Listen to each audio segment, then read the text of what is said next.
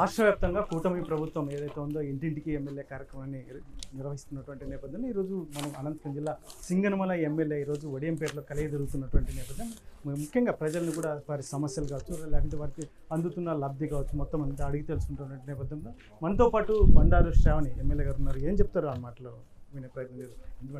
ఎలా జరుగుతుంది మొత్తం ఇంటింటికి ఎమ్మెల్యే కార్యక్రమం? చాలా బాగా జరుగుతుందండి. ఒక మంచి వైబ్ వచ్చింది. మన రాష్ట్రం అంతా ముఖ్యంగా సింగనమల నియోజకవర్గంలో సంవత్సరం జరిగినటువంటి పరిపాలన గురించి ప్రజల దగ్గరికే వెళ్ళి ఎలా ఉంది, ఏం జరుగుతుంది, పథకాలు అందుతున్నాయా, అందకపోతే ఎందుకు అందట్లేదు అని ఒక జవాబుదారీ పరిపాలనని ఈరోజు మనము ఎలక్షన్లో హామీ ఇచ్చాము.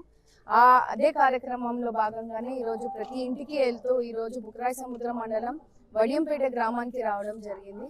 ఇక్కడ చూస్తే గతంలో మనం ఎన్నికల సమయంలో కూడా కాలువలు లేని పరిస్థితి, రోడ్లు లేని పరిస్థితి, ఇక్కడ పెన్షన్లు కూడా చాలా మందికి ఇవ్వలేని పరిస్థితి ఉండింది. ఈరోజు ఇక్కడ ఎక్కువ శాతం మనకి చేనేత కుటుంబాలు నివసిస్తూ ఉంటారు.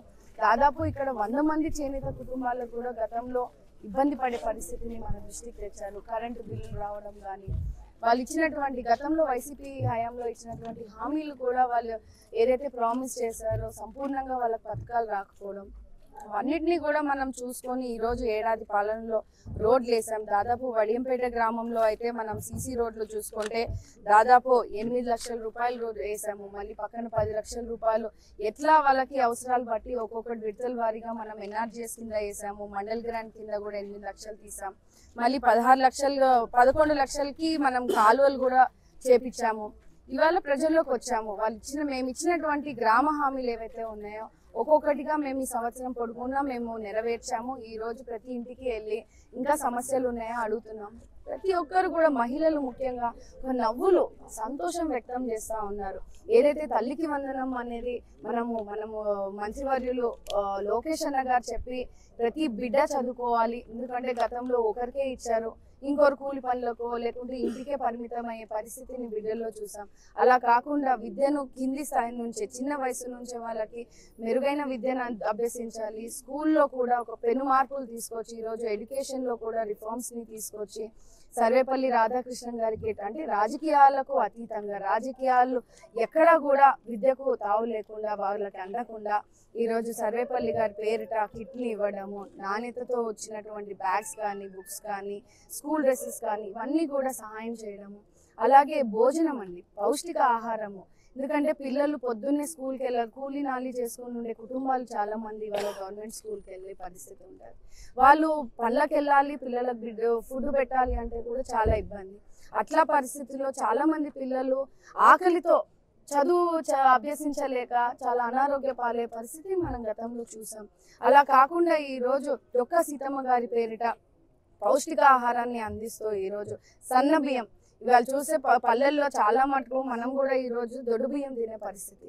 కానీ పిల్లలకు ఇది లేకుండా ప్రైవేట్ స్కూల్స్కి ధీటుగా ఈరోజు గవర్నమెంట్ స్కూల్లో కూడా ఒక మంచి పౌష్టిక ఆహారం, మంచి మెనూతో ఎవ్రీడే ఎగ్తో వాళ్ళకి ప్రోటీన్ని అంటే వైసీపీ నాయకులు చెప్తున్నది ఒకటే, ఏకంగా మీరు ఆర్భాటం కూటమి ప్రభుత్వం ఆర్భాటాలు తప్ప ఇక్కడ ఎందుకంటే ఏదో కొంతమందికి ఇస్తున్నారు తప్ప మిగతా అదంతా ఆర్భాటం చేస్తున్నారు అనేది ఒకటి మీరే చూస్తున్నారండి. ఇవాళ మనం వడియంపేట గ్రామానికి వచ్చాం, పార్టీలకు అతీతంగా ప్రతి ఇంటికి వెళ్తున్నాను నేను.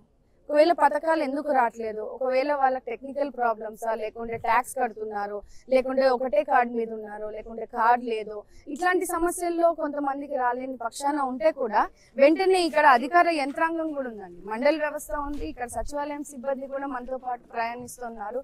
అక్కడికక్కడికి జరిగే సమస్యలన్నింటినీ కూడా మనం పరిష్కరిస్తూ ఉన్నాము. వైఎస్ఆర్సీపీ పరిపాలనలో గత 5 సంవత్సరాలు ఏం జరిగిందో ప్రజలు కూడా తెలియజేశారు. మనం ఎన్నికల టైంలో ఇచ్చినటువంటి హామీలన్నీ కూడా పేపర్కే పరిమితం అయ్యాయి. మన ప్రభుత్వం ఒక చిత్తశుద్ధి ప్రభుత్వం. చంద్రబాబు నాయుడు గారు చాలా క్లియర్గా ఒక విజన్తో ఒక మ్యాండేట్, ప్రజలు ఇచ్చిన మ్యాండేట్ ప్రకారంగా ఈరోజు ప్రతి ఇంటికి పథకాలు అందాలని మేము ఈరోజు చేస్తున్నటువంటి కార్యక్రమం, ఇంటింటి కార్యక్రమం మనం చూస్తూ ఉన్నాం. ఎక్కడ కూడా నాకు నిరుత్సాహం కనిపించట్లేదు. ఇంకా ప్రోత్సహిస్తున్నారు, ఇంకా బాగా చేయండి అమ్మా, ఇది మా పరిస్థితి ఇట్లా ఉంది. ఎందుకంటే వాళ్ళ అభివృద్ధిని చూశారు. 5 సంవత్సరాలు ఒక రోడ్ వేసిన పాపాన పోలేదు, ఒక కాలువ పూడ్చిన పాపాన పోలేదు, డ్రైనేజ్ వ్యవస్థను నిర్వీర్యం చేశారు. ఈ రోజు ఎన్నో పథకాలని వాళ్ళకి అందుబాటులోకి తీసుకొచ్చి ఈ రోజు కాలువలు, సైడ్ కాలువలు మనం వేపించాము. ఎక్కడైతే ఒకవేళ కాంపాక్ట్ ఇల్లులు ఉన్నాయో అక్కడ సైడ్ కాలువలు వేయలేని పరిస్థితి, డ్రైనేజ్ సమస్య ఉంటే ఇంకుడు గుంతల్ని మనం ఈ రోజు వాళ్ళని పెట్టుకునేలాగా ప్రభుత్వమే ప్రోత్సహిస్తా ఉంది. మీరైతే గత ఎన్నికల్లో జగన్మోహన్ రెడ్డికి గుణపాఠం చెప్పారని ఒకవైపు చెప్తుంటే వారైతే మోసపోయారు. ఇప్పటికైతే తెలుసుకున్నారు సంవత్సరం కాలానికి ఎప్పుడు లేనటువంటి అగెనెస్ట్ ఏదైతే ఉందో దీన్ని కూటమి ప్రభుత్వం మూటగట్టుకుంటుంది అని చెప్పేసి సాక్షాత్ జగన్మోహన్ రెడ్డి మాట్లాడుతున్నారు. ప్రతిపక్షము వాళ్ళు ప్రతిపక్షంలో కూడా లేరు, ప్రజలు ఇచ్చిన మ్యాండేట్ వాళ్ళకి తెలుసు. ఈ రోజు చేస్తున్నటువంటి అభివృద్ధిని వాళ్ళు ప్రశ్నించలేకపోతున్నారు. కేవలం కక్షపూరిత రాజకీయాలే కొనసాగిస్తున్నారు.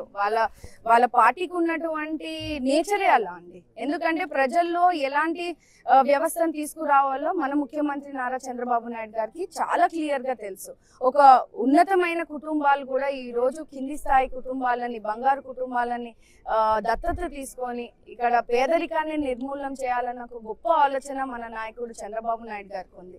ఈ రోజు గ్రామ స్థాయిలో కూడా ఉన్నతమైన కుటుంబాలు ఎవరైనా ఉంటే కింది స్థాయి కుటుంబాలను కూడా ఆదుకొని ఈ రోజు వాళ్ళకి సపోర్ట్ చేస్తూ మెరుగైన వస్తువులు అందిస్తూ, అంటే ఒకరికొకరం కలిసి ఉండాలి, బాగుండాలి, ఒక మంచి సమాజాన్ని మనం ముందుకు తీసుకెళ్లాలన్న ఆలోచనతో చంద్రబాబు నాయుడు గారు తెలుగుదేశం పార్టీ పనిచేస్తారు. వైఎస్ఆర్సీపీ ప్రభుత్వాన్ని ప్రజలు చూశారు, ఎంత దౌర్జన్యాలు చేశారు, ఊర్లలోకి రాలేని పరిస్థితిని, పథకాలు వస్తున్నాయా లేదా, లేకుంటే సమస్య పలానా సమస్య ఉంది అని చెప్పుకునేకి ఎవరు లేని పరిస్థితి గతంలో చూసాం. ఈ రోజు ప్రజలు ఎంత హర్షం వ్యక్తం చేస్తా ఉన్నారు. మహిళలు కానీ, పిల్లలు కానీ, ప్రతి వర్గము, రైతులు కానీ, ప్రతి ఒక్కరు కూడా వాళ్ళకి సమస్య వస్తే మా దృష్టికి తీసుకొస్తున్నారు. మేము వెంటనే పరిష్కరిస్తున్నాం. అంటే ఒక జవాబుదారీ పరిపాలనను తీసుకొని వచ్చాం. కానీ అట్లా వైఎస్ఆర్సీపీ ప్రభుత్వం చేసినటువంటి కక్షపూరిత రాజకీయాలు ఇక్కడ ఎక్కడ చేయట్లేదు. వాళ్ళకి అది మింగుడు కావట్లేదు. అభివృద్ధిని చూపిస్తా ఉన్నాము, రోడ్లు వేస్తా ఉన్నాము. ఇన్ఛార్జ్ కూడా నిన్న మొన్న కూడా మాట్లాడారు, ఏకంగా మేము రాబోయే కాలంలో అధికారంలోకి వస్తున్నాము, ఖచ్చితంగా ఎవరిని వదలమన్నట్టుగా. అది ఏ పార్టీలో ఉన్న వాళ్ళైనా ప్రతిపక్షంలో ఉన్నారు, వాళ్ళకి ఉనికి లేదు, ఇవాళ బయటికి రాలేని పరిస్థితి ఉంది. రమ్మనండి, నేను ఇక్కడే ఉన్నాను. వైఎస్ఆర్సీపీ ఇక్కడ చాలా మంది వైఎస్ఆర్సీపీ అభిమానులు కూడా ఉంటారు కదండి, రమ్మనండి. ఎవరికి ఏం జరగలేదో వాళ్ళ ద్వారానే తెలుసుకుందాము. వడియంపేట గ్రామంలో ఉట్టి తెలుగుదేశము, ఉట్టి వీళ్ళే ఉండరు కదా, అటు పార్టీ అభిమానులు కూడా ఉంటారు. వాళ్ళకు కూడా పథకాలు అందుతున్నాయి కదా. ఎంతమంది బిడ్డలు ఉంటే ఆ ఇంట్లో కూడా 5గురు ఉంటే కూడా 5గురు ఇంటికి కూడా మనం తల్లికి వందనం వేసాం. మళ్ళీ వైసీపీ కుటుంబం అని, వైసీపీ అభిమానులని ఏకుండా అయితే లేం కదా. అలాంటి చిత్తశుద్ధి ప్రభుత్వం మాది. నిన్న వైఎస్ఆర్సీపీ వాళ్ళు వేసినటువంటి వ్యాఖ్యలు చూస్తూ ఉంటే అసలు హాస్యాస్పదంగానే ఉందండి. కేవలం ఒక డ్రామా, ఏదో ఒకటి చెయ్యాలి, అభివృద్ధి జరుగుతుంది, వాళ్ళని డైవర్ట్ పాలిటిక్స్ చేయాలి. అయితే ఇట్లాంటి రాజకీయాల్ని ఐ థింక్ ఇప్పుడున్న జనరేషన్ లో అది నడవదని నేను అనుకుంటున్నానండి. ప్రజలందరూ కూడా సంక్షేమం కోరుకుంటా ఉన్నారు, అభివృద్ధి కోరుకుంటా ఉన్నారు, వాళ్ళ పిల్లల భవిష్యత్తు బాగుంటే చాలని కోరుకుంటా ఉన్నారు.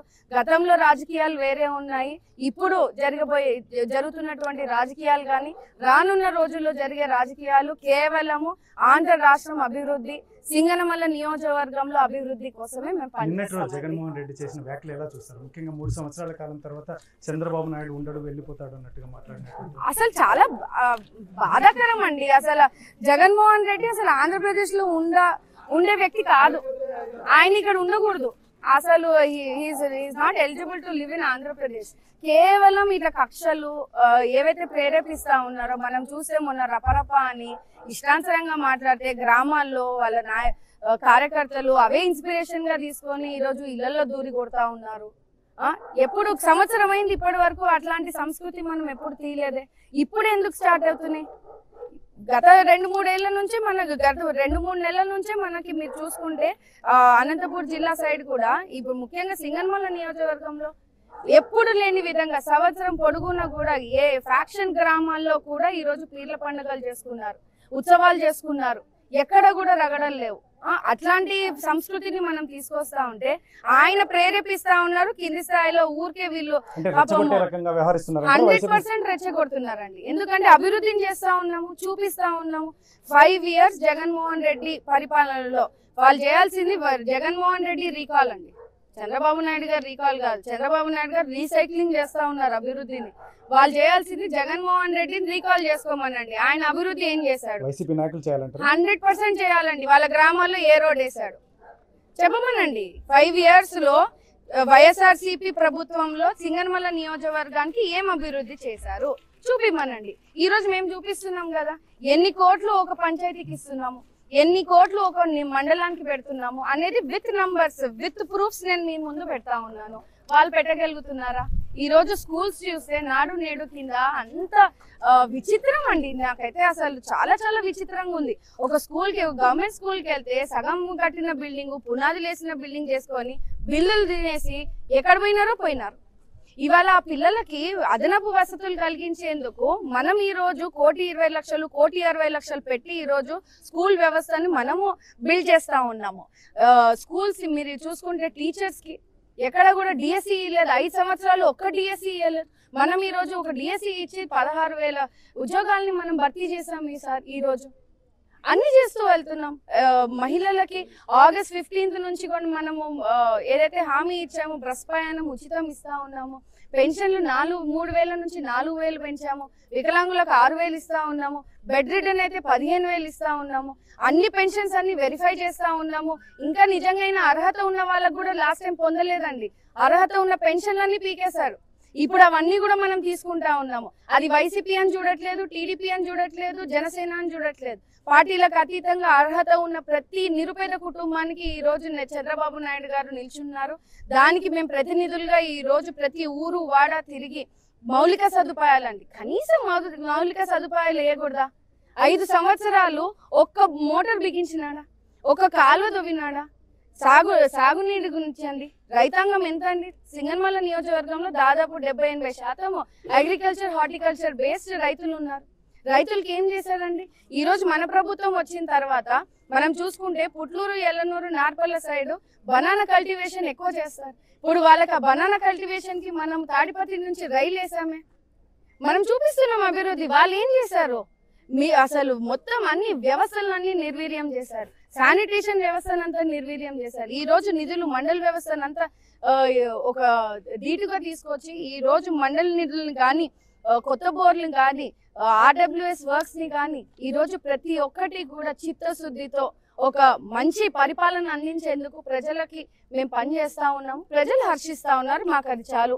ప్రజలు ఇచ్చిన మ్యాండేట్ ప్రకారంగా మేము పనిచేస్తా ఉన్నాము. వాళ్ళు ఆశీర్వదిస్తా ఉన్నారు, ఇంకా ప్రోత్సహిస్తా ఉన్నారు. మాకు ఇంకా ఇవి లేవు, ఇవి చేయగలిగితే ఇంకా బాగుంటుంది అని కూడా మాకు సలహాలు ఇస్తున్నారు. మేము వాటిని కూడా అధికార యంత్రాంగం అంతా మన దగ్గర ఉన్నారు. ఈ రోజు 5 ఏళ్ళ అధికారులు ఎక్కడ పోయినారండి? ఒక్కరికైనా ఒక సమస్య తీర్చిన పాపాన పోయినారా? మీరు చూసుకుంటే రెవెన్యూ సమస్యలు ఇవాళ చూస్తే ప్రతి శ్మశాన వాటికల్స్ ఆక్రమించుకున్నారండి.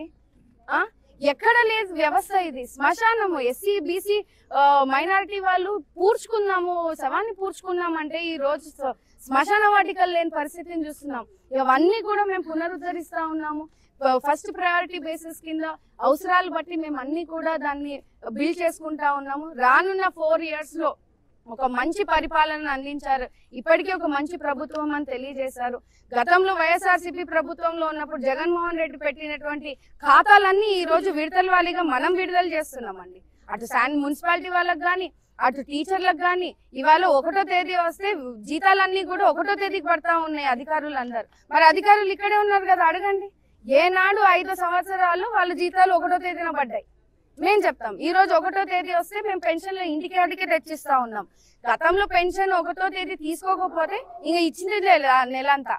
ఇది ఏదైతే ఉందో కూటమి ప్రభుత్వం ప్రతిష్టాత్మకంగా చేస్తున్నటువంటి ఇంటింటికి ఎమ్మెల్యే కార్యక్రమంలో భాగంగా ఈరోజు సింగనమల ఎమ్మెల్యే బండారు శ్రావణి ఆర్టీవీతో ప్రత్యేకంగా చర్చించినటువంటి నేపథ్యం. ముఖ్యంగా ఏదైతే ఉందో కూటమి ప్రభుత్వం ఏదైతే ఉందో ప్రజల అభివృద్ధి లక్ష్యంగా ముందుకెళ్తోందని, ముఖ్యంగా ఈ జగన్మోహన్ రెడ్డిని ఏదైతే ఉందో రీకాల్ చేయాల్సిన పరిస్థితి ఉంది వైసీపీ నాయకులు. ఎందుకంటే రీకాల్ కార్యక్రమం చంద్రబాబు మీద కాదు, చంద్రబాబు రీసైక్లింగ్ చేస్తున్నాడు అభివృద్ధి విషయంలో మొత్తం అన్ని వ్యవస్థలను. కాబట్టి జగన్మోహన్ రెడ్డిని రీకాల్ చేయాలి, అందులో రాష్ట్రంలో ఉండాల్సిన అర్హత కూడా లేదు అని ఒకవైపు చెప్తేనే, ముఖ్యంగా ఏదైతే ఉందో సింగనమల నియోజకవర్గాన్ని ఖచ్చితంగా అభివృద్ధి దిశగా ముందుకు తీసుకెళ్లేందుకు నేను ముందుకు వెళ్తున్నాను. అందులో ప్రధానంగా ఇక్కడ ఏదైతే ఉందో పాదయాత్రలో లోకేష్ ఇచ్చిన హామీ ఏదైతే ఉందో ఇక్కడ ప్రాసెస్ యూనిట్ చీనీకి సంబంధించి ప్రాసెస్ యూనిట్ని కూడా ఇక్కడ రూపొందించబోతున్నాము అని చెప్పేసి సింగనమల ఎమ్మెల్యే బండారు శ్రావణి చెప్తున్నటువంటి నేపథ్యం.